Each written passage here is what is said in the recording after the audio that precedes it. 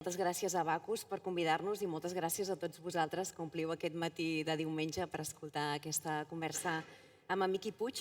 Què passa si tots cantem les mateixes cançons? Ens van dir des de Bacus que havíem de parlar. I jo, la veritat, Miqui, no sé tu, porto dies reflexionant sobre aquesta pregunta. Què passa si tots cantem les mateixes cançons? I pensant-hi, la veritat és que a mi em venen més preguntes que respostes, però també penso que amb el qüestionament, mentre t'estàs qüestionant tot això, també hi ha la reflexió sobre la música com a punt de partida, però després també com la cultura en general.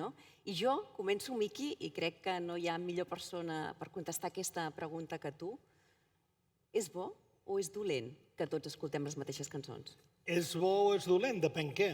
Hi ha gent que ha tingut que escoltar les mateixes cançons per règims totalitaristes que els hi posaven a la ràdio.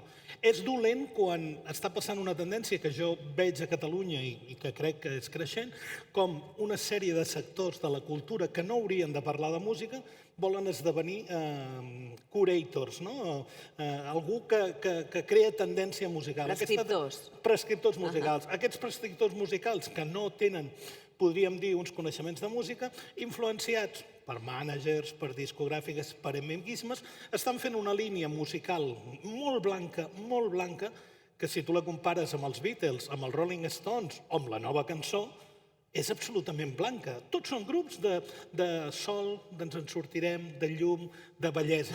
Una bellesa efímera que sí que té una cosa bona, que connecta pares i fills. Pares que amb 40 anys, 30 anys escoltaven músiques potser molt més radicals, ara ballen aquelles músiques i aquestes músiques es converteixen en un film musical únic. I tu et trobes gent pel carrer, com és que no vas a veure el nom de moda de l'any? Doncs perquè jo sóc el raro de la pel·lícula, sóc el que escolto altres músiques. I això està creant com una unificació de les mateixes cançons que sembla que no ens en sortim d'aquí. Clar, però Miqui, tu ara has citat els mitjans de comunicació.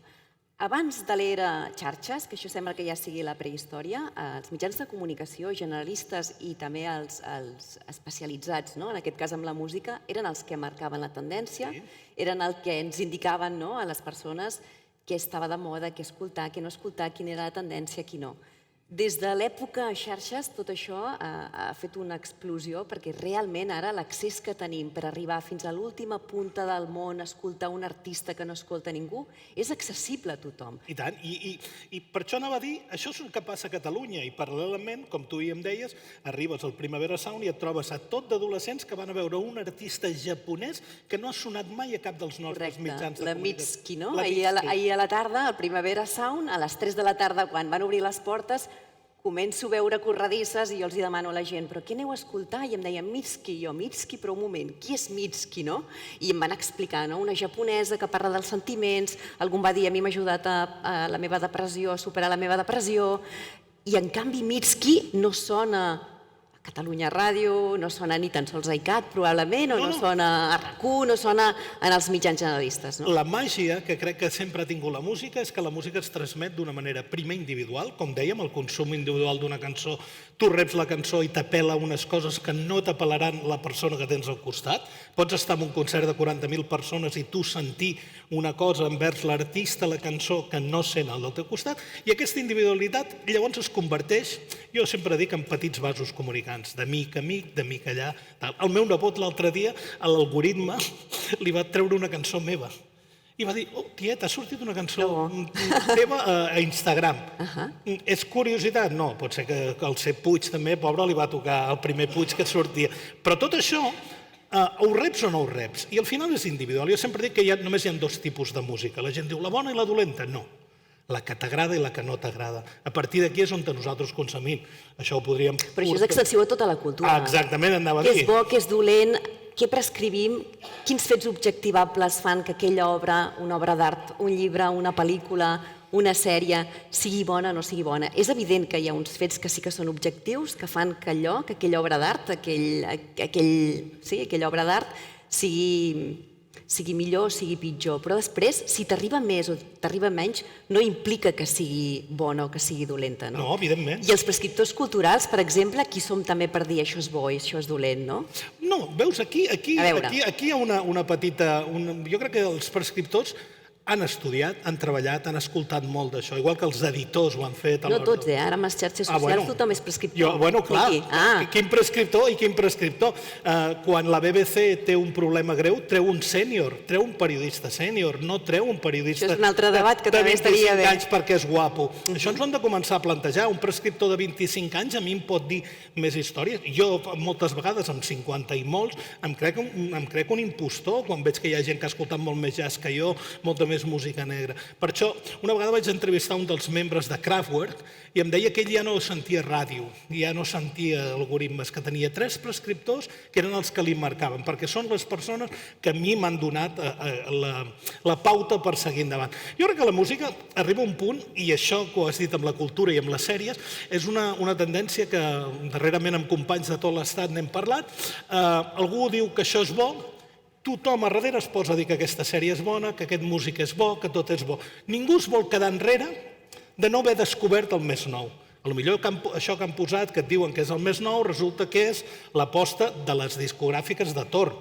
La independència, en un moment donat, els independents són els millors, i la independència ara està treballant amb uns arguments inclús molt més bèsties que les nostres èpoques. A les nostres èpoques es havien arribat a pagar cuines a directors de ràdios, es havien arribat a pagar viatges a l'estranger a la família del director de torn perquè aquella cançó fos un èxit. També és veritat que aquelles cançons que havien arribat amb una discogràfica, que era algú que apostava, igual que un editorial aposta per un escriptor, hi havia una sèrie de talents, els caçatalents en el primer moment, el senyor de repertori artístic, que era el que triava les cançons. El meu gran èxit, quan el vaig portar a la discogràfica, no me'l van voler. Em van fer 40 cançons més. I quan vam tenir tot preparat em van dir, vale, gravarem aquesta i la resta. Per què em vas dir que això no... I per què t'ho van dir? Perquè creien que no era prou comercial? No, al revés. Era tan bona que pensaven que si jo em creia de veritat... Descobririen amb tot l'altre. Que si jo em creia que allò era tan bo, no treballaria més envers tot l'altre. I al final la música és efímera, com és efímer la literatura. Passen llibres, jo sempre dic el mateix, no? Quants no hem descobert un llibre... Sí, la música és efímera, però en canvi... Abans tu el citaves, no? Els Rolling Stones, els Beatles, segueixen sent els grans clàssics. Efímera per la cultura, Marta. La música popular, i la que jo domino, ja no parlem de la música clàssica, però la que jo domino, que és la popular, la de consum, els Rolling Stones eren uns peluts, els Beatles eren d'això, l'Elvis anava en contra... És músiques que són efímeres en el seu moment, però tornades a redescobrir. Jo escolto música dels anys 50 i dic, per què m'ho he perdut, això? És el bo que té la cultura, qualsevol tipus de cultura, qualsevol tipus de pel·lícula, de sèrie, quan tu la veus per primera vegada, allò, si t'enganxa, allà està la qualitat.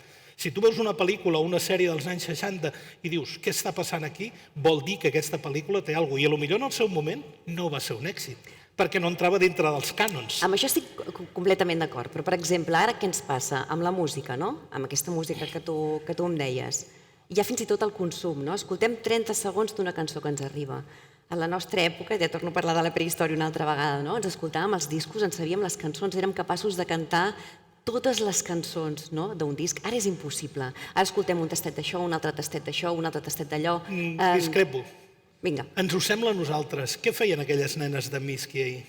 Es cantaven les cançons, totes. De dalt a baix. Totes. Al final, l'algoritme el que vol és que passin moltes coses i que aquestes coses t'enganxin. Però quan un adolescent agafa una cançó d'aquestes, un artista, i el cor se li omple, Billie Eilish, Taylor Swift, el cas de Taylor Swift, llavors ja quan arribes a les xifres aquestes tan globals, tothom analitza i diuen que si no fos blanca i no tingués el suport de certs sectors no arribaria tan lluny, però al final apel·len a gent, i aquella gent es passen hores i hores i hores cantant aquestes cançons. A mi m'arriben artistes, compren al Palau Sant Jordi, que no surten als mitjans, que només funcionen a YouTube, que de fet jo sempre dic, el millor algoritme musical que hi ha en el món és YouTube. Per mi és el millor. És l'únic que... Jo escolto Spotify o algun d'aquests servidors i jo estic escoltant alguna molt raro, molt underground, i em poso una cançó comercial a darrere, això t'agradarà. No. L'algoritme està malament, algú falla. Aquí és on hi ha les inversions molt potents de moltes marques perquè surtin aquests artistes. YouTube, feu la prova si algun dia escolteu música en YouTube, busqueu una cançó superrara dels anys 60 i al costat us sortiran 10 cançons dels anys 60 que totes tenen a veure amb la que tu has anat a descobrir. I jo és que crec que és la millor eina que m'ha passat per treballar, per fer ràdio, per produir... Això seria meravellós que també passés amb els llibres. Clar. Però clar, escolto tot el sistema aquest del món de la música i en el sistema literari, per exemple, és impossible. No poses a internet un llibre i te'n surten 10 que podrien anar relacionats o per temàtica o per manera d'escriptura de l'autor. Realment la literatura, no? I probablement també el cinema i probablement també el teatre, no? Aquests vincles, aquests hipervincles, no?, que ara ens permeten les xarxes socials, és que no existeixen, no existeix això, no? I aquí hi ha el decalatge entre la música, que tu ens me deies abans de començar que aquí ja m'ha deixat una mica morta. Em diu, és que la música no és cultura. No, jo crec que no. M'ha dit. La meva música, la música popular, jo crec que és entreteniment. Que això és una vegada quan els del nostre sector reivindiquen les ajudes. Jo crec que les ajudes del govern i del país haurien de ser les sales, que les sales ens fan les coses. A mi, que aboquem molts diners en grans festivals, que al final el decalatge és la gent de la cultura catalana s'emporta aquest percentatge i els catxers de les grans estrelles són estratosfèrics, pornogràfics, podríem dir paraules molt més gruixudes, i jo crec que la cultura som... Abans, la música als anys 60, 70 i 50, la gent que omplia un pub era un triomfador, la gent que omplia un biquini era un triomfador, la gent que omplia una sala Apolo era un triomfador. Ara sembla que si no fas un gran festival, a quina hora ha tocat el teu artista? A les 5 de la tarda, quants n'hi havia? 20. Doncs això no et serveix de res.